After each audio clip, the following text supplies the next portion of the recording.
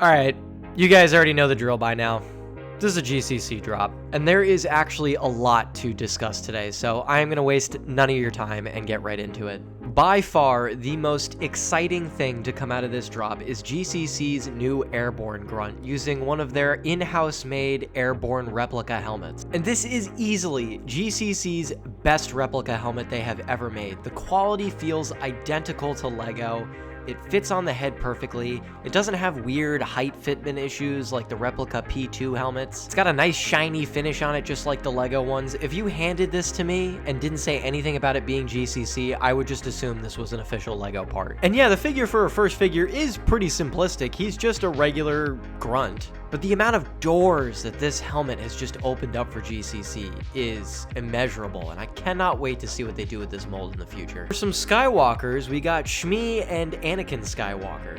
Shmi looks fantastic. I'm a big fan of how she looks. It looks just like her appearance on Tatooine, and this is a great looking figure. GCC usually has a problem with faces, but this is a face they did a pretty good job on. Then there's Sandy Anakin. I am honestly not the biggest fan of this face. I just honestly don't care for it, but that doesn't mean the whole figure is bad. Absolutely not. The torso and legs on this figure are fantastic, and is now an easy way to get a not very accessible version of Anakin Skywalker. And you can obviously just swap out the head on this, and you've got a great looking figure when you do so. One new replica helmet was added to the shop too, with the Hawk helmet. This is a Legends clone commander that served in the Empire when they were still using clone troopers.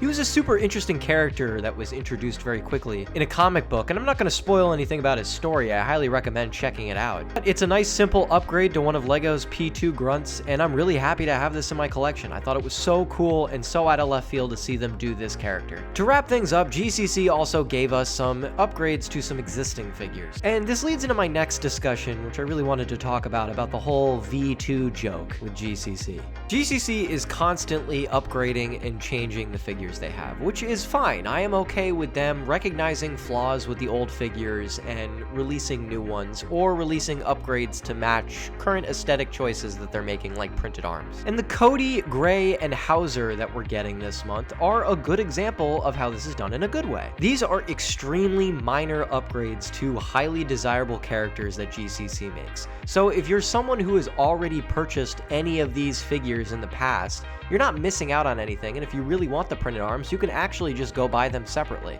Hauser was also improved to not have the printed on pauldron. So again, love that. Super minor upgrades. It gives people who hadn't gotten the figure in the past a chance to get it again, and people who already have the figure don't feel like they're being cheated out of something. Because GCC is expensive at the end of the day. Which is why I always try and give you guys my absolutely honest opinion on these figures. I know they're not cheap, and you guys spend your hard-earned money on them, and GCC does churn out a great product, but I want to make sure I am fully transparent with you guys so you know what you're spending your money on.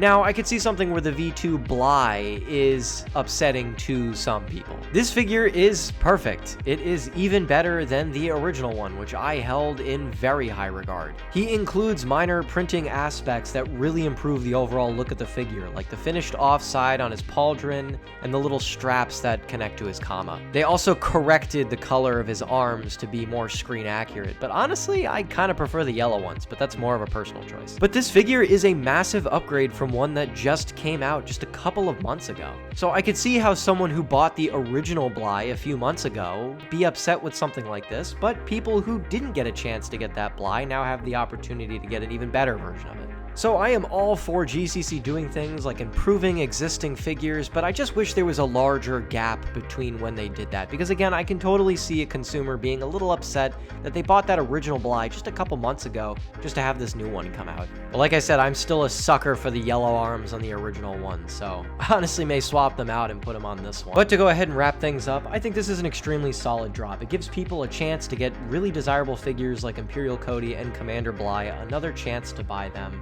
And I am very, very excited to see where things lead with this Airborne helmet. It's so cool to see a company that's still pretty new to the custom game already just innovating and creating new stuff like this after just being on the market for a little over a year. Let me know what your favorite thing of the drop was, because that's all I've got, and I'll see you guys in the next one.